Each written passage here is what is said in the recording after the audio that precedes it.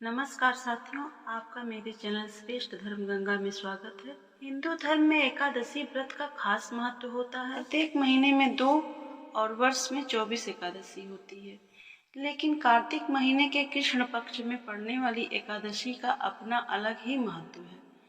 इसे रमा एकादशी के नाम से जाना जाता है।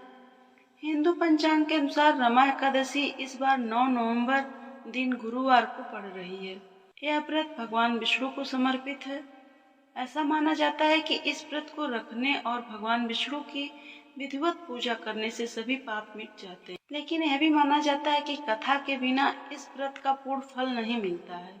जो भी साधक व्रत धारण करने के साथ व्रत कथा पढ़ते हैं या सुनते हैं, उनकी हर मनोकामना पूरी होती है और जीवन में किसी भी चीज की कोई कमी नहीं रहती है। इसी के साथ चलिए जानते हैं रमा एकादशी व्रत की कथा। बोलिए श्री हरि विष्णु की जय, माता लक्ष्मी की जय। बहुत समय पहले की बात है। मुचकुंद नामक एक सत्यवादी तथा विष्णु भक्त राजा था। राजा ने अपनी प्यारी बेटी चंद्रभागा का विवाह राजा चंद्रसेन के पुत्र शोभन से किया।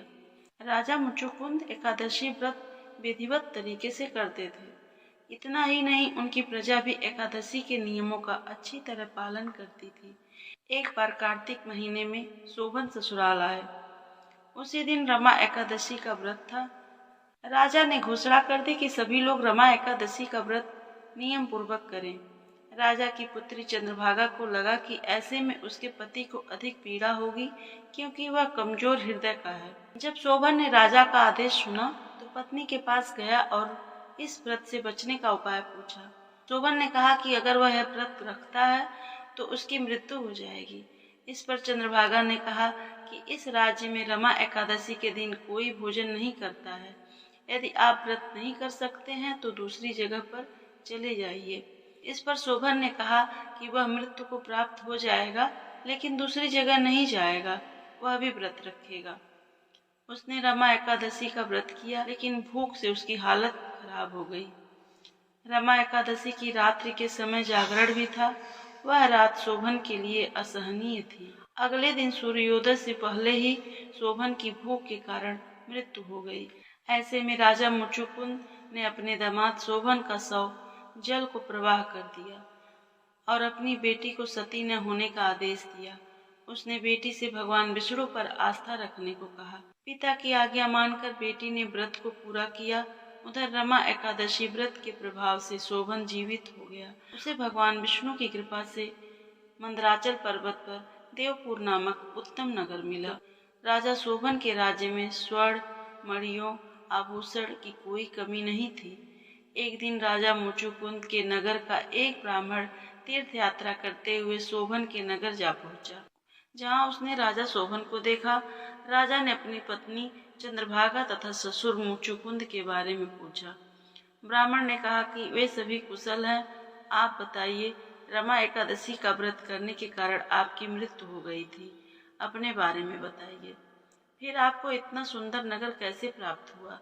तब शोभन ने कहा, यह सब रमा एकादशी व्रत का फल है, लेकिन यह अस्थिर है, क्योंकि वह व्रत मैंने विवस्था में किया था, हृदय से नहीं किया था, जिस कारण मुझे अस्थिर नगर मिला है। लेकिन चंद्रभागा इसे स्थिर कर सकती है। उस ब्राह्मण ने सारी बात आकर चंद्रभागा से कही। तब चंद्रभागा ने कहा, यह स्वप्न तो नहीं है?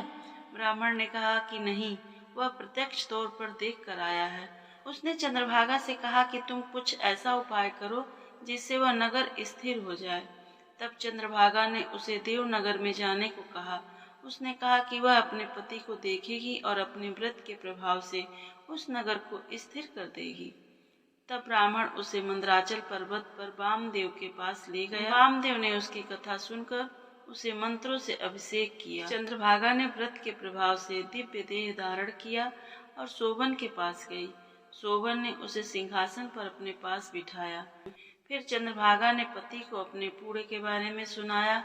उसने कहा कि वह अपने मायके में 8 वर्ष की आयु से ही नियम से एकादशी व्रत कर रही है।